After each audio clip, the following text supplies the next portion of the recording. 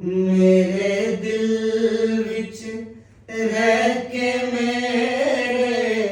ਦਿਲ ਦਾ ਹਾਲ ਨਾ ਜਾਣੇ, ਤੇਰੇ ਬਾਝੋਂ